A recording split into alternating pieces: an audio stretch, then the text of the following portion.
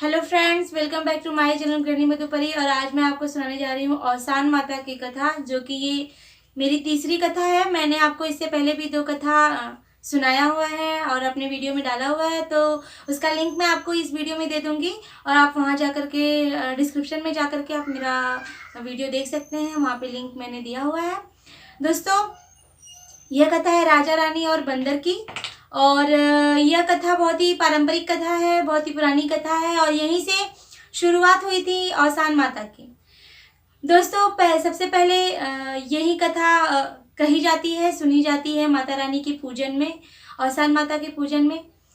यहाँ पे दोस्तों इस कहानी में राजा रानी और ये बंदर की कथा है। एक बार अ, जो राजा थे वो बहुत ही समृद्धशाली राजा थे, बहुत ही इनकी प्रजा बहुत ही सुखी थी, बहुत ही खुश थी और बहुत ही खुश मिजाज ये राजा भी थे। लेकिन ये राजा भी थोड़े दुखी थे क्योंकि इनके ये निसंतान थे, इनके पास कोई औलाद नहीं था।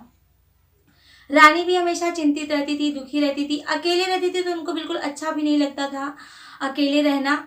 तो एक दिन इनके राज्य में एक बंदर नचाने वाला आया और बंदर नचा रहा था, कभी उसको उठा रहा था, कभी बोल रहा था कि बैठ जाओ तो वो बैठ रहा था बंदर, कभी बोल रहे थे कि खा लो तो वो खा रहा था, सो जाओ सो रहा था, ऐसे करके।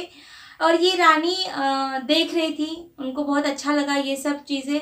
तो रानी को अच्छा लगा, इसलिए राजा से बोली कि राजा साहब, आपसे एक बात कहना है।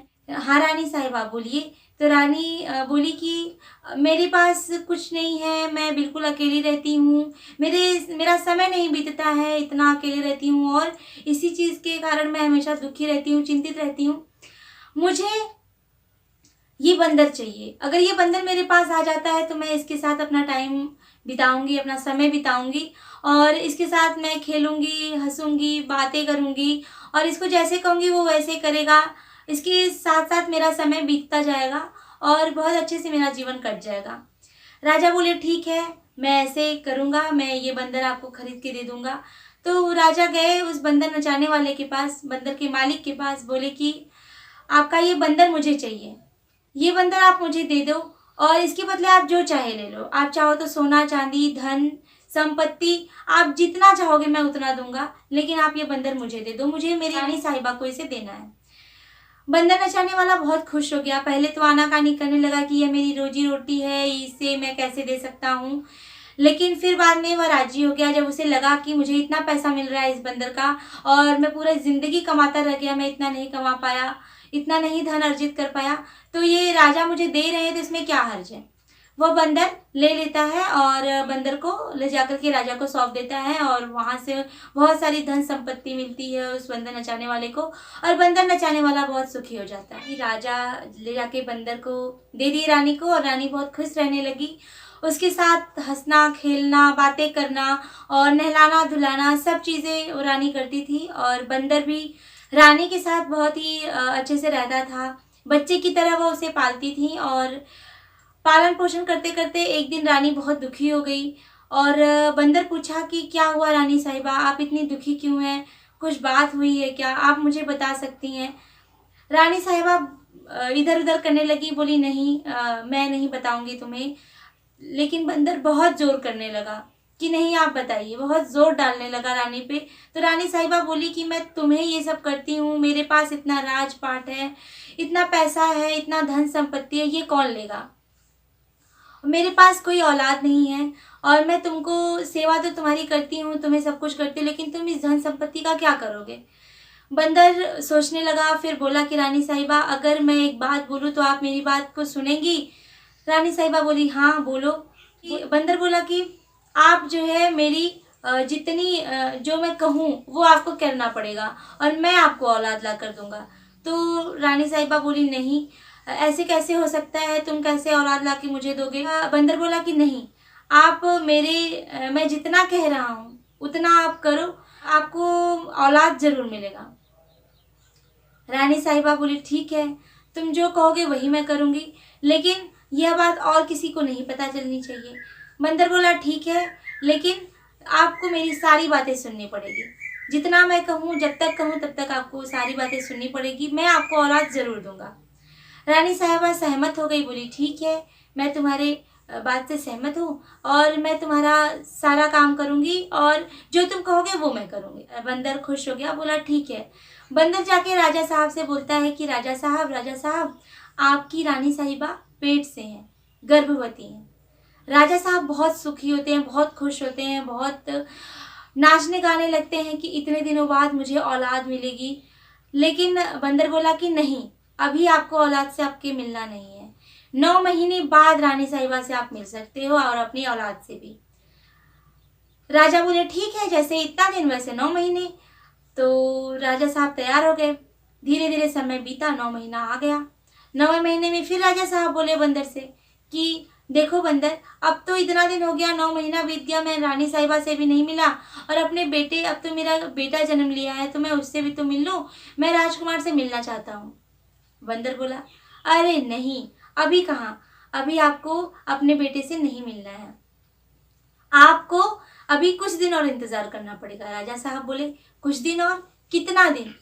बंदर बोला कि आपको 18 साल इंतजार करना पड़ेगा, नहीं तो आपके बेटे पे जान की आपत्ति आ सकती है, विपत्ति आ सकती है, आपका बेटा मर भी सकता है, इसलिए आपको 18 साल तक इंतजार करना पड़ेगा। राजा साहब बहुत दुखी हुए, बहुत उनको तकलीफ हुआ कि इतने दिनों बाद मेरा बेटा पैदा हुआ है, मैं उसे देख नहीं सकता और तो और अब 18 साल और इंतजार करना पड़ेगा। लेकिन बहुत सोच विचार करने के बाद बंदर से राजा साहब बोले कि ठीक है, जब तुम इतना कह रहे हो तो मैं 18 साल और इंतजार कर लेता हूँ। 18 साल इंतजार करना बहुत बड़ी बात नहीं है। फिर धीरे धीरे समय बीतता गया और समय निकट आता गया। 18वां साल लगा बेटे को। इधर रानी साहिबा बहुत चिंतित रहने लगी कि अगर राजा साहब जानेंगे कि मैं उनसे इतना बड़ा झूठ बोल रही हूँ तो क्या होगा, मेरे पास तो कोई औलाद नहीं है, 18 साल बीत चुका है, राजा साहब मुझे देखे भी नहीं, मिलने भी नहीं आ पाए, और तो और मैंने उनसे इतना बड़ा झूठ बोला कि 18 साल बाद आपका बेटा मिलेगा। मैंने बंदर की बात सुन के बहुत बड़ी गलती कर दी। रानी साहिबा पछताती, रोती बिलखती और बहुत चिंतित रहने लगी। बंदर 18वें साल में जाके बोला कि राजा साहब, अब आपके बेटे की शादी होने वाली है, उसके लिए लड़की की तलाश करिए, तब जाके आप अपना बेटा, जब बेटा दूल्हा बन के अपनी दुल्हन को वापस लाएगा तब जाकर के आप अपने बेटे को देख सकते हैं। राजा साहब खुश हुए और लड़की देखना शुरू किए। बहुत अच्छे खानदान की बहुत अच्छी लड़की मिली राजा साहब को और राजा साहब खुश होकर रानी से बोले, पर्दा लगा हुआ था और रानी से बोले कि मैंने लड़की तलाश कर ली है, अब अपने बेटे की शादी की तैयारी कर रहा हूँ और जल्दी से जल्दी मैं अपने बेटे से मिलूंगा। बंदर भी खुश हुआ और सारे बारात की तैयारी होने लगी। डोला मंगवाया गया। डोले में कुछ नहीं था, कोई लड़का नहीं था, कोई बच्चा नहीं था, कोई राजकुमार नहीं था, लेकिन डोले को अच्छे से सजाया गया और चुपके से रानी साहिबा के रूम में डोला ले जाया गया और ऐसे बताया गया कि इसमें राजकुमार बैठे हैं। कहारों ने डोले को उठाया। बारात पहुंचने वाली थी कि बंदर एक पेड़ का छाया देखा तो बोला कि अभी थोड़ी देर यहाँ इंतजार करते हैं, फिर उसके बाद बारात को ले चलेंगे। तो सभी कहार और जितने लोग थे सब लोग बोले कि ठीक है, अभी हम लोग थक भी गए हैं तो हम लोग यहीं पे इंतजार करते हैं। यह बारात आसान मैया के कृपा से सब कुछ हो रहा था और आसान मैया सब कुछ देख रही थी। इतनी सुंदर और इतना अच्छा सजा हुआ डोला देखकर आसान मैया पर्दा उठा दी और पर्दा उठा के देखी तो वहां पे कोई बालक नहीं था। आसान मैया को सब कुछ पता था कि इसमें कोई बालक नहीं है, लेकिन बंदर तो बंदर लगा हट करने कि आप मेरे दूल्हे को गायब कर दी, आप ही ने सब कुछ किया है। आसान मैया बोली कि अरे नहीं, इसमें तो कोई दूल्हा नहीं था, इसमें कोई लड़का नहीं था, मैं तो इतना सुंदर डोला सजा हुआ देखकर मैं सोची कि नहीं, मैं इसको देखूं, लेकिन इसमें कुछ है ही नहीं। बंदर सबके सामने बहुत हट करने लगा आसान मैया से कि नहीं, आपने मेरे दूल्हे को छुपा दिया, आप मेरे दूल्हे को गायब कर दी, आप जादूगरनी हैं, आप ऐसा कैसे कर सकती हैं, मेरा बारात जा रहा था। ऐसे करके बंदर बहुत ज़्यादा हट करने लगा। तो आसान मैया खुश हुई बंदर से और एक सुंदर सा दूल्हा, एक सुंदर सा सजा धजा बेटा ला करके उस डोले में बैठा दी। बंदर बहुत खुश हुआ, खुशी खुशी बारात ले गया, वहाँ शादी हुई। फिर जाकर के वह राजा साहब को बुलाया और बेटा और बहू दोनों लोग आशीर्वाद लिए। राजा साहब बहुत खुश हुए और यह सारी बात बंदर सबसे पहले गया और रानी साहिबा का दरवाज़ा खटखटाने लगा। इधर बारात निकल रही है घर से, दुल्हन के घर से बारात वापस आ रही है, सब कुछ अच्छे से शादी ब्याह हो गया है। लेकिन इधर बंदर तुरंत आकर के रानी साहिबा का दरवाज़ा खटखटाता है और उन्हें बुलाता है। रानी साहिबा रोने लगती हैं, गिड़गिड़ाने लगती हैं कि अब क्या होगा, न तो बेटा है, न तो दूल्हा है, न तो कुछ है, बारात भी चली गई है, अब तो राजा साहब को पता चल गया होगा। लेकिन इधर बंदर बहुत खुश था, बोला कि आप दरवाज़ा तो खोलिए, आप पहले दरवाज़ा तो खोलिए और चिंता मत करिए, सब कुछ बहुत अच्छे से हो गया है, मैंने सब कुछ सही कर दिया है। रानी साहिबा खुश हुई, बोली कि कैसे हुआ, क्या हुआ। तो बंदर सारी कहानी, सारी बातें रानी साहिबा से बताया। बंदर को ये सब पहले से पता था कि औसान मैया की कृपा से उनको बेटा हो सकता है। और बंदर ने सारी बात रानी से कहा तो रानी बहुत खुश हुई, बेटे बहू का स्वागत की। बंदर बोला आपको औसान माता की पूजा करनी होगी। रानी साहिबा राजा साहब से सब कुछ बताई, जितनी कहानी थी, कैसे कैसे उनका बेटा हुआ, कैसे क्या हुआ, सब कुछ राजा साहब से बताई। राजा साहब से बोली कि अब हमें औसान माता की पूजा करना है। औसान माता मुझे इतना बड़ा सुख दी है, बेटा और साथ में बहू भी, सब कुछ, सब लोग सुखी हैं, खुश हैं, तो मुझे उनका पूजा करना है। और बंदर के साथ राजा रानी ने औसान माता की पूजा की, बंदर सारी विधि बताया, किस तरह से औसान माता की पूजा करनी है, कैसे कैसे क्या करना है, सारी विधि बताई और औसान माता का पूजा किया गया। प्रसाद बांटा गया सभी लोगों में, सभी रिश्तेदारों में, बेटा बहू को भी प्रसाद दिया गया और सब लोग बहुत खुशी खुशी प्रसाद ग्रहण किए। और राजा रानी, बहू, बेटा और बंदर सब लोग सुखी पूर्वक घर में रहने लगे।